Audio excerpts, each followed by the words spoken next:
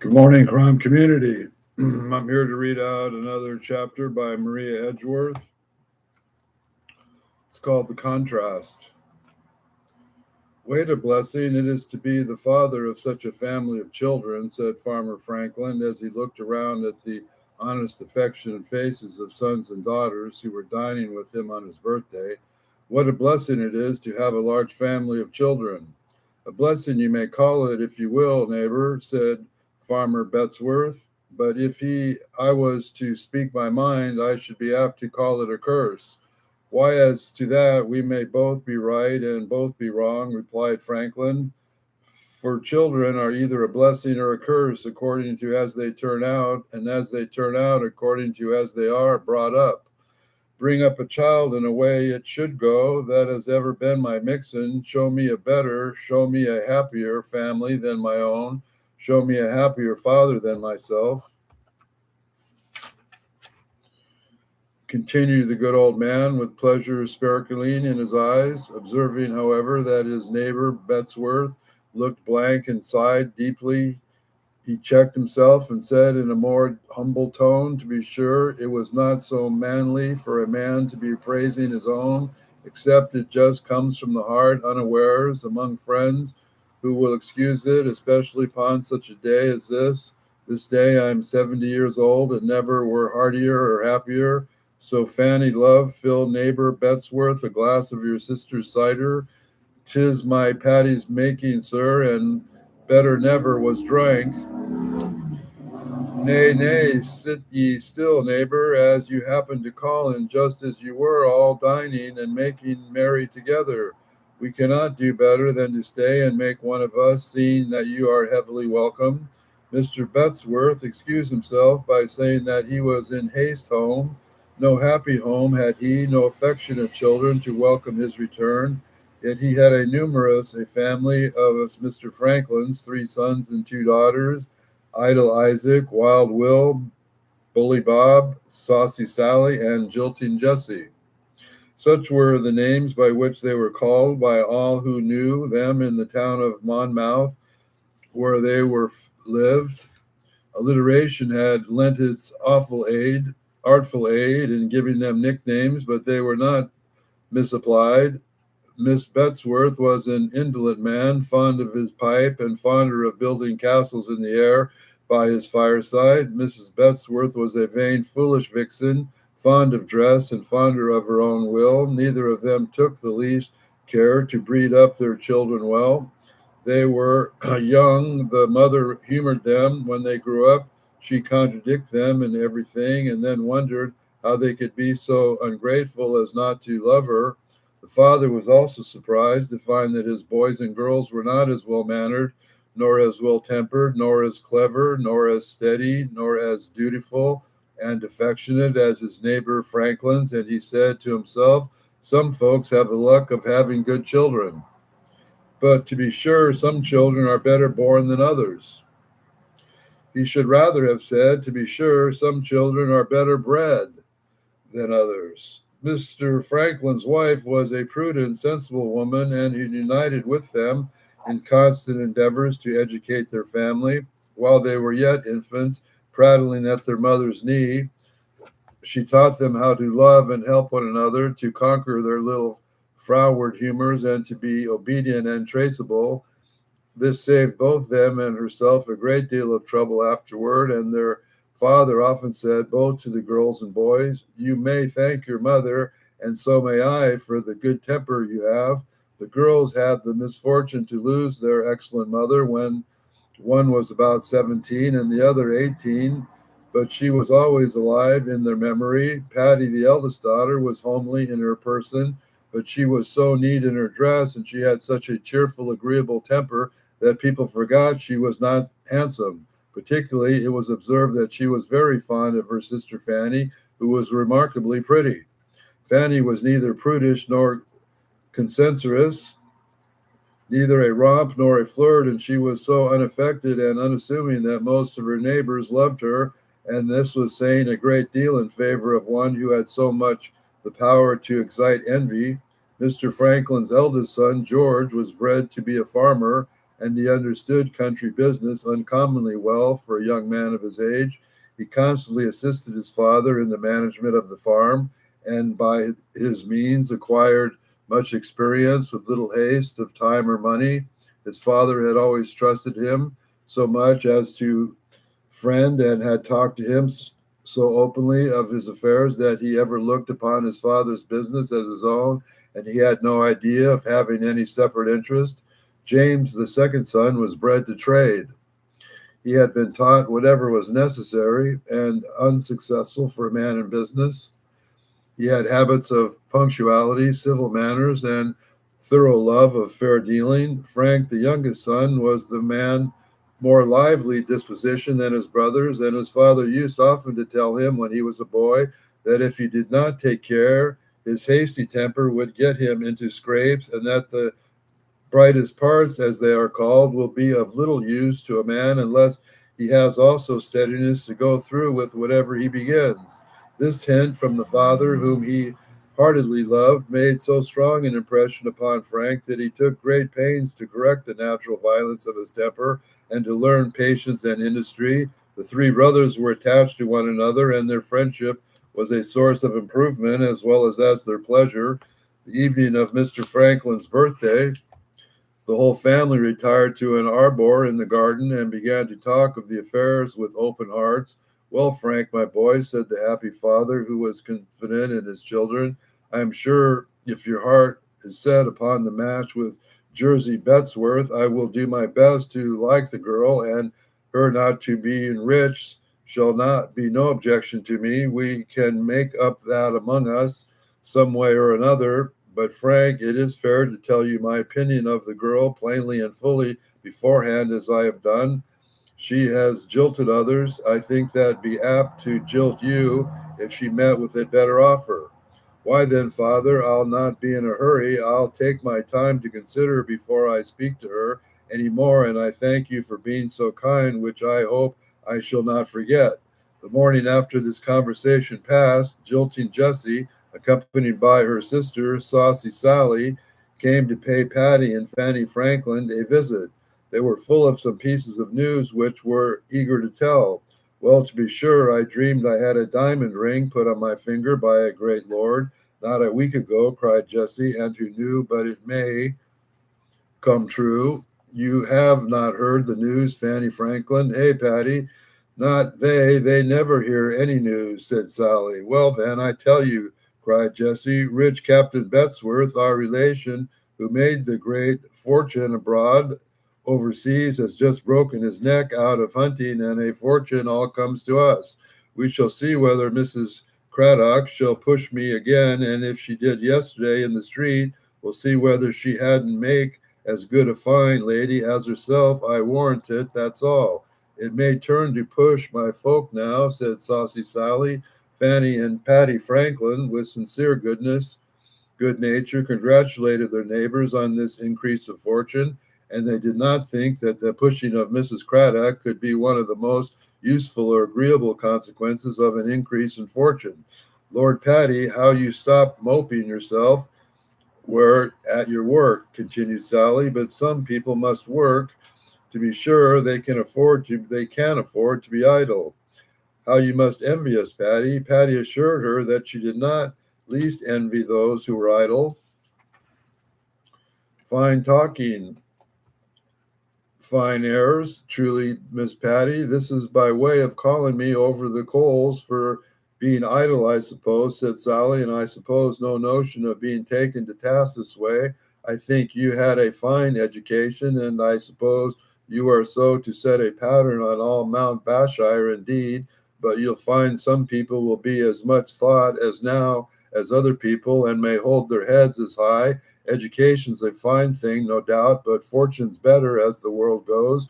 I've a notion as you may go mopping on here as long as you please, being a good child all the days of your life, when you're called and do as you're bid, shut the door after you, and you'll never be chid. I'm sure I would not let my nose be kept in the grindstone as yours is for anyone living. I've had much spirit as my part to be made a fool of, and of some people are, and of all the sake of being called a vastly good daughter or a vastly good sister, forsooth, nothing but the absolute want of breath could have suspended the remainder of the speech, for she was so provoked to see Patty did not envy her that she was determined to see everything that she could invent to try herself. Patty's temper, however, was proof again against the trial, and Saucy Sally, despairing of success against one sister, turned to the other. Miss Fanny, I presume, she said, won't give herself such high and mighty airs as she used to do to one of her sweethearts, who shall be nameless. Fanny blushed, and she knew this speech alluded to Wild Will, who was an admirer of hers, but whom she never encouraged. I hope, she said, I never gave myself airs to anybody, but if you mean to speak of your brother William, I assure you that my opinion of him will not be changed by his becoming richer, nor will by father's. Here the conversation was interrupted by the entrance of Frank, who had just heard from one of the Betsworths for their good fortune. He was impatient to see how Jessie could behave in prosperity. Now, said he to himself, I shall judge whether my father's opinion of her or mine is right. Jilting Jessie had certainly given Frank reason to believe she was fond of him, but the sudden change in her fortune quite altered her views and opinions. As soon as Frank came in, she pretended to be in great haste to be gone, and by various petty maneuvers avoided giving him an opportunity of speaking to her, though she plainly saw he was anxious to say something to her in private. At length, when she was looking out of the window to see whether a shower was over, he went back behind her and whispered, Why are you in such haste? Cannot you stay a few minutes with us? You are not always in such a hurry to run away. Lord, nonsense, Mr. Frank. Why will you always plague me with nonsense, Mr. Frank? She opened the lattice window as she spoke, put out her beautiful neck as far as possible, and looked up eagerly to the clouds. How sweet this jasmine smells, said Frank, putting a bit of it which hung over the casement. This is the jasmine you used to like so much. See, I've nailed it up, and it's finer than ever it was. Won't you have a sprig of it? A sprig of it, offering to put some in her hat and to have done before, but she now drew back disdainfully, saying, Lord, my Frank, it's all wet and will spoil my new lilac ribbons. How awkward and disagreeable you always are. Always, you did not always think so. At least you did not say so. Well, I think so, and say so now, and that's enough. And too much as you are in earnest, but that I can hardly believe. What that's your business and not mine. If you cannot choose to believe what I say, you can't help it. But this you'll remember, if you please, sir, oh Jessie, it has come to this. To what, sir? For I vow and declare that I don't understand you. I have never understood you till now. I am afraid, perhaps not, as well as we understand one another at least. Better late than never. The scornful lady walked off into the looking glass to wipe away the insult which her new lilac ribbons had received from Frank's surprising sprig of jasmine. One word more, and I am done, said Frank, hastily following her. Have I done anything to displease you, or does this change in your proceed from a change in your fortune, Jessie? I'm not obliged, sir, to account for my proceedings to anybody, and I don't know what right you have to question me. If you were my lord, said Judge, and which you are not, nor never will be, thank God. Frank's passion struggled with this reason. For a few instants he stood motionless, there in an altered voice, repeated, thank God, and turned from her with proud composure. From this time forward, he paid no more court to Jessie. Ah, father, said he, you knew her better than I did, and I am glad I did not marry her last year, when she would have accepted of me, and when she seemed to love me. I thought you were rather hard upon her then, but you were not in the love with her as I was, and now I find you were right. My dear Frank, said the good old man, I hope you will not think me hard another time, when I do not think just the same as you do. I would, as I told you, have done everything in my power to settle you well in the world. If you had married this girl, I should never have been angry with you, and I should have been bitterly grieved if you had, for a whim of a minute, made yourself unhappy for life, and was not best to put you upon your guard. What better use can an old man make of his experience than to give it to his children? Frank was touched by this kind of manner in which his father spoke to him, and Fanny who was present, immediately put a letter into her father's hands, saying, I have just received this from Will Bettensworth. With answer, do you think I have best give him? Now, Fanny, though you did not quite approve of Wild Will's character, felt a little partiality for him, for he seemed to be a generous temper and his manners were engaging. He hoped his wildness was only the effect of good spirits and that he would soon settle into some business. However, he had been kept these hopes, and this particularly, a secret from all but her father, and she had never given Will Bettesworth any encouragement. Her father had not a good opinion of this young man, and she had followed his advice in keeping him at a distance. His letter was written in so vile a hand that he was not easy to decipher the meaning. My sweet, pretty Fanny, notwithstanding your cruelty, I am more in love with you than ever, and now I am come in for a share of great fortune, and I shall ask no questions from father nor mother, if you will marry me, having no reason to love or care for either. Mother's as cross as ever, and will never, I am sure, agree to be doing anything I like myself, which makes me more set upon having my own way, and I am more and more in love with you than ever, and would go through fire and water to get you. Your true love and haste, Will Bettesworth. At first reading the letter, Fanny was pleased to find that her lover did not like jolting Jessie, changing his mind the moment that the situation was altered, and upon looking over it again, she could not help considering that such an undutiful son was not unlikely to make a very good husband, and that she thought even the wild Will seemed to be more and more in love with her than ever, and the spirit of opposition, as she had been much attached to her till his mother, and he said, set her again the match. And the end of this letter were the words forever, and they were so scrawled and blotted that Fanny thought they were only one of the strange flourishes which he used made at the end of his name, and consequently she had never turned over or read the postscript, but she put the epistle into the father's hands. He deciphered the flourish and read the following addition. I know your father does not like me, but never mind his not being agreeable. His sure as my name's Will, I will carry you off night or day, and Bob will fight your brothers along with me, and they will said a word, for Bob loves fun, and I will be at your window this night, as you are agreeable like the girl of spirit. Fanny was shocked so much as she turned quite pale, and would have sunk into the ground if she had not been supported by her father. As soon as she recovered from her sufficiently to be able to think, she declared that all the liking she had ever felt for Williams Bettesworth was completely conquered, and she thanked her father for having early warned her of his character. Ah, father, she said, what a happiness it is to have been me, that you never made me afraid of you, else I should never have dared to tell you my mind, and in what I sad snare might I have been in this instant, and it has been for you.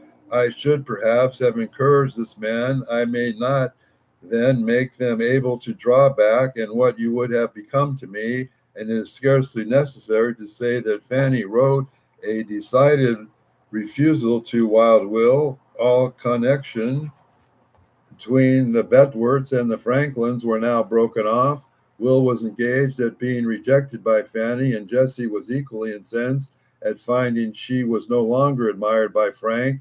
They, however, were affected to despise the Franklins and then to treat them as people beneath their notice. The fortune left by Captain Bettesworth to his relations was said to be about £20,000. With this sum, they thought, the use his own expression, that they were entitled to live in as great style and cut as grand a dash as any of the first families in Mount Monmouthshire, and the present we shall leave them to the enjoyment of their new grandeur and continue the humble history of Farmer Franklin and his family. And for many years of preserving industry, Mr. Franklin was so improved the farm upon which he lived that he was now affluent for a man in the station of life. His house, garden, farmyard, and everything about him were so neat and comfortable that travelers, as they passed by, never failed to ask who lives there. Travelers, however, only saw the outside, and that was not on the instance the best. They would have seen happiness if they had looked within these farmhouse walls, happiness which may be enjoyed as well as in the cottage and in the palace in which arises for family union. Mr. Franklin was now anxious to settle his sons in the world. George was business enough to act home and to care for the farm, and James proposed to set up a haberdashery shop in Monmouth.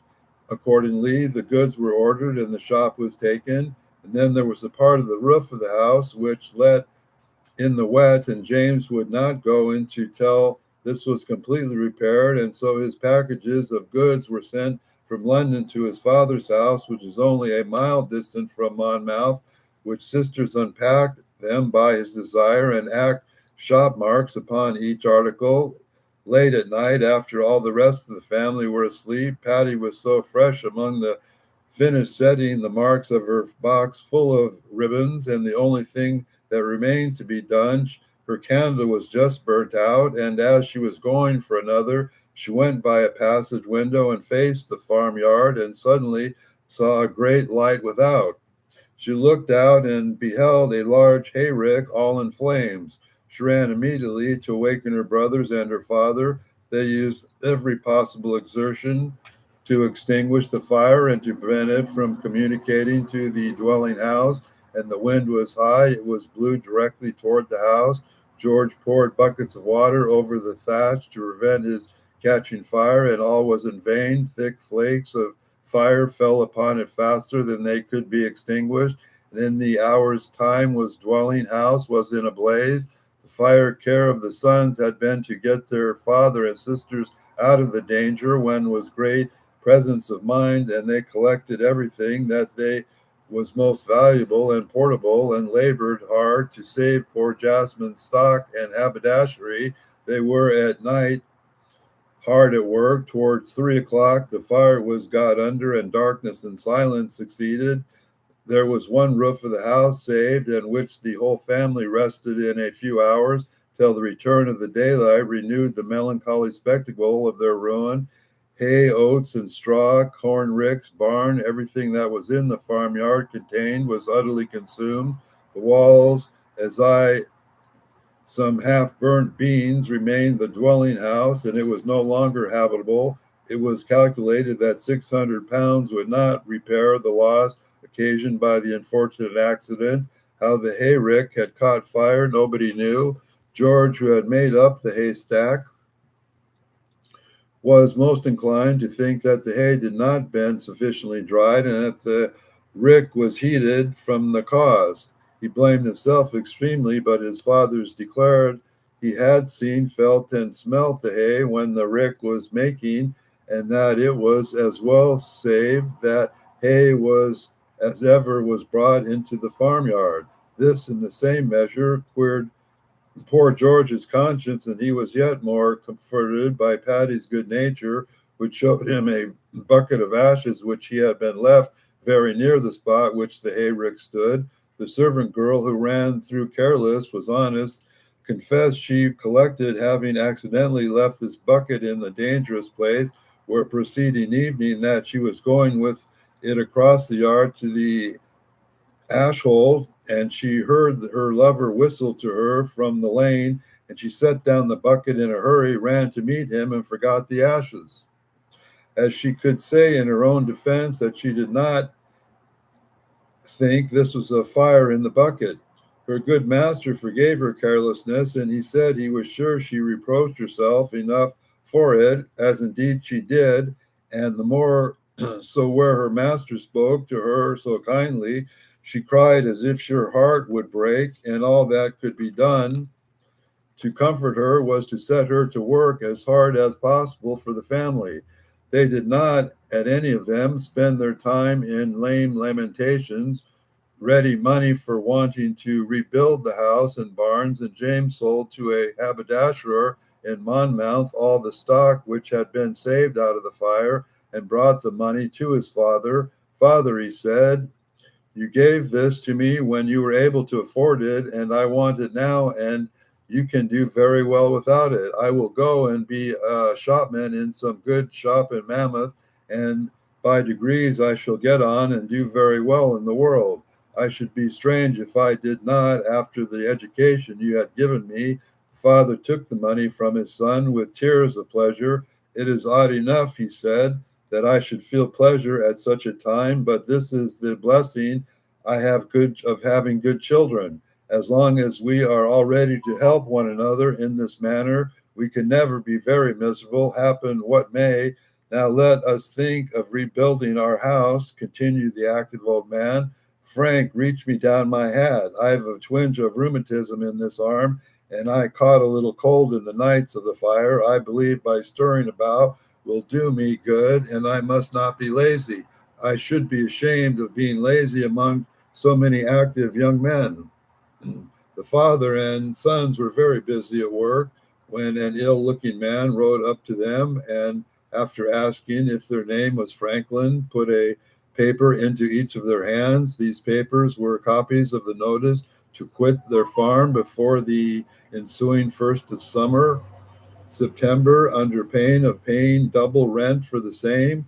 This is some mistake, sir, said old Franklin mildly. No mistake, sir, replied the stranger. You will find the notices of a good notice, said duly served. Your lease I have seen myself within these few days. It expired last May, and you have held over, contrary to laws and justices, 11 months, this being April.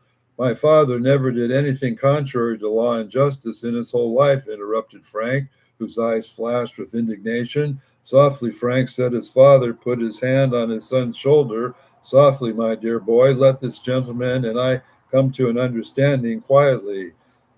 Some is more mistake, sir. It is very true that my lease expired last May, and I had a promise of a renewal with my good landlord. I don't know, sir, anything of that, replied the stranger, but he looked over at memorandum book. I do not know when you denominate your good landlord, and being no way to describe a man in the eye of the law, but if you refer to the original grantor or lessor, Francis Follingsby of Follingsby Place, Mount Malshar, Esquire, I am in to inform you that he died at Bath the 17th instant. Died, my poor landlord dead? I am very sorry for that. And his nephew, Philip Follinsley, Esquire, came into possession of as heir at law, continued the stranger in an unvaried tone, and under his orders I act, having a power of attorney for that purpose. But, sir, I am sure Mr. Philip Follinsley cannot know of the promise of renewal which I had from his uncle. Verbal promises, you know, are nothing, sir, mere error without witnesses, and if gratuitous on the part of the deceased, was nowadays binding either in common law or equity on the survivor or heir. In case the promise has been waiting in writing and on a proper stamp, it would have been something. It was not in writing, and to be sure, sir, Mr. Franklin, but I thought my good landlord's word was as good as his bond, and I said so. Yes, cried Frank, and I remember when he said so to him, I was by, and he answered, you shall have any promise in writing. Such things are as little use between honest men, but who knows what may happen and who may come after me. Everything about business should be put into writing. I should never let a tenant of mine be at an uncertainty. You have improved your farm, and deserve to enjoy the fruits of your own industry, Mr. Franklin. And then company came in, and our landlord put off writing the promise. The next day left the country in a hurry, and I am sure thought afterward that he had given us the promise in writing. Very clever evidence, no doubt, sir, but not at all to the point at present, said the stranger. As an agent, I am not knowing But what is my employer's intent? When we see the writing and stamp, I shall be a better judge, added he with a sneer. In the meantime, gentlemen, I wish you a good morning, and you will please to observe that you have been duly served with notice to quit or pay double rent. There can be no doubt, however, said Frank, that Mr. Fellensley will believe you, father. He is a gentleman, I suppose, and not like this new agent. He talks like an attorney. I hate all attorneys. All dishonored attorneys, I suppose you mean, Frank, and the benevolent old man who, even when his temper was most tried and even spoke or even felt with acrimony, the new landlord came into the country, and a few days later, after his arrival, old Franklin went to wait upon him. While was the little hope of seeing young Mr. Fallingsley, he was a man who heard that this was time entirely full of gigs and tandems and unicorns, and businesses was his aversion, pleasure was his business, money he only considered only as a means of pleasure, and tenants only as a machines for making money. He neither avarice nor cruel, but thoughtless and extravagant, while he appeared merely in the character of a young man of fashion. These faults were no offense to his equals, to whom they did not injury, but when he came into possession of a large estate and whom numbers were dependent upon him, they were severely felt by his inferiors. Mr. Fallingsley, as he just gathered upon the reins in the hand and was seated in the unicorn, when Farmer Franklin, who had been waiting some hours to see him, came to the side of his carriage. As he took off his hat and wind blew his gray hair over his face, put on your hat, pray, my good friend, and don't come near these homes, for I can't answer for them. Have you any command with me? I have been waiting some hours to speak to you, sir, but you are not at leisure, and I will come again tomorrow morning, said old Franklin.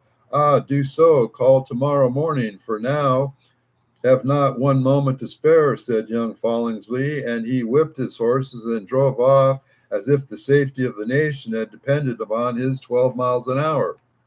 The next day, and the next, and the next, and the old tenant called upon his young landlord, but without obtaining an audience. He still was desired to call tomorrow and tomorrow and tomorrow, and wrote several letters to him, but received no answer. At last, after giving half a guinea to his landlord's gentleman to gain admittance, Mr. Fallingsley was drawing on his boots and his horses, Warren coming to the door. Franklin saw that it was necessary to be concise in his story. He slightly touched on the principal circumstances the length sent to him, and he totally forgotten every syllable the poor Franklin had said to him on the subject. That is the end of the contrast of chapter 1 between the Franklins and the Fallingsworths, and I enjoyed reading it, and we will continue with Frank part 2 on another day, and we continue to pray for peace.